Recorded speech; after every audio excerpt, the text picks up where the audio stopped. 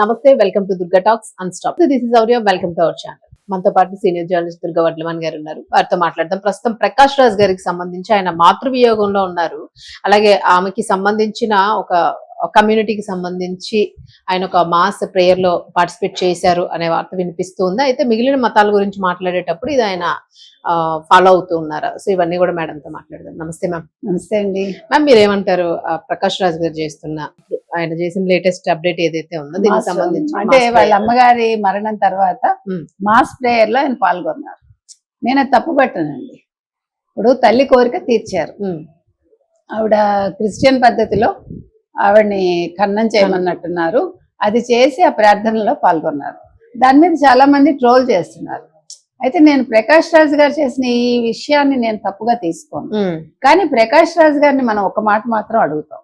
ఇప్పుడు మీ తల్లి గారి మాటకి మీరు గౌరవం ఇచ్చి మీరు ఆవిడ పద్ధతి ప్రకారం మీరు ఆవిడకి చేశారు విధి విధానాలు, కర్మ వాటెవర్, అది మంచిదే. దాన్ని మిమ్మల్ని ఒక కొడుకుగా అందరూ సమర్థిస్తారు, అప్రిషియేట్ చేస్తారు. అదే విధంగా మీరు మిగిలిన మతాలను కూడా గౌరవించండి.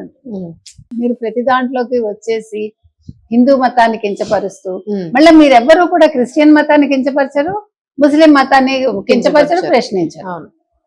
ఓన్లీ హిందూ మతమే అందరికీ లోకువ. యాక్చువల్ గా మీరు ప్రకాష్ రాజ్ చరిత్ర చూస్తే కనుక అయితే ప్రకాష్ రాజ్ వాళ్ళ మదరు ఆవిడ చిన్న వయసులోనే, అంటే ఆవిడకి ఈవిడ తర్వాత ఇంకా 3 చెల్లెళ్ళు 1 తమ్ముడు అనుకుంటా. వాళ్ళ పేరెంట్స్ ఇద్దరు చనిపోతారు. చనిపోతే వాళ్ళని ఎవరు కూడా ఆదరించరు. పాపం ఆదరించకపోతే ఆ ఊర్లో ఉండే వాళ్ళు ఒక ఆయన తెలిసిన వాళ్ళు ఎవరు ఒక క్రిస్టియన్ అనాథాశ్రమం లాగా ఉంటాయి కదా, అక్కడ చేర్చారు. చేరిస్తే వాళ్ళు చదువు చెప్పించారు. చదువు చెప్పించి ఇంగ్లీష్ కూడా నేర్పించారు. ఇంగ్లీష్ నేర్చుకోవాలి అని. తర్వాత వీళ్ళు క్రిస్టియన్స్ గా మారిపోయి ఉంటారు, వీళ్ళు హిందువులే. అయితే మారిపోయాక ఆవిడ చదువు అయ్యాక నర్స్ ట్రైనింగ్ చేసి ఒక హాస్పిటల్లో జాయిన్ అయింది. ఇప్పుడు వాళ్ళ తమ్ముడు బ్యాంకులోనే ఎందులో చేస్తారనమాట. ఒక సిస్టర్ సాఫ్ట్వేర్ ఇంజనీరు, ఇంకో సిస్టరు ఫారిన్ లో ఉంటారు, ఏదో నాకు సరిగా అది గుర్తులేదు. ఏది ఏమైనా ఆవిడ చాలా కష్టాలు పడి పైకి వచ్చారు. వచ్చాక ఆవిడ నర్సుగా పనిచేసేటప్పుడు ఇప్పుడు ప్రకాష్ రాజ్ తండ్రి ఎవరైతే ఉన్నారో అతను కర్ణాటక నుంచి వచ్చారు.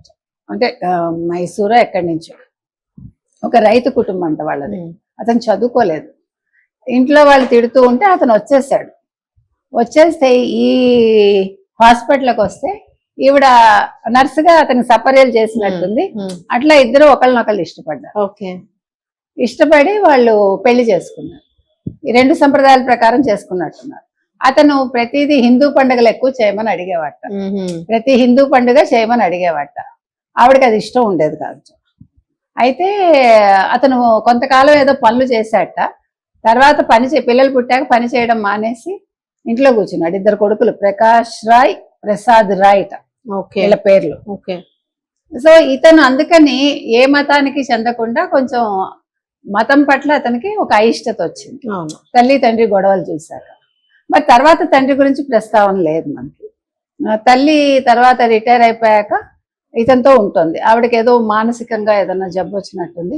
ఆవిడ మనుషులను గుర్తుపట్టలేకపోవడం, తర్వాత ఆవిడ చిన్నప్పటి ఫ్రెండ్స్ అట్లా ఎవరినో తీసుకొచ్చి ఆవిడకి వచ్చి జ్ఞాపకాలు తీసుకొచ్చి అట్లా మొత్తానికి ఆవిడ ట్రై చేశారు. అన్ని అయింది. సడన్ గా ఆవిడ చనిపోయారు. ఇది జరిగిన కథ. అయితే నేను అనేది ఏంటంటే, మీరు ఏ మతమైనా పాటించండి, పాటించకపోండి, అది వ్యక్తిగతం. దాని గురించి మీరు ఒకవేళ సెలబ్రిటీ అయినా ఎవ్వరం మాట్లాడం. కానీ మిగిలిన మతాలని కించపరచకండి అంటున్నాం. అంతవరకే మనం చెప్తాం. ఇవాళ ప్రకాష్ రాజ్ మీద చాలా ట్రోలింగ్స్ నడుస్తున్నాయి. అలా ఎలా చేస్తారు అంటే దానికి ఆయన స్పందించి ఈ రకంగా మాట్లాడటం అనేది బాగాలేదు. వాళ్ళని ఏదో అన్నాడు ఆయన, కొన్ని పదాలు మనకు అనవసరం అనుకోండి. అంటే ఒక రాక్షసత్వం లాగానో ఇంకేదో. ఈ సిచ్యువేషన్ కూడా మీరు వాడుకుంటారా? అవునవును. అది వాడుకోవడం కాదు కానీ వాళ్ళ అభిప్రాయం వాళ్ళు వ్యక్తపరిచారు.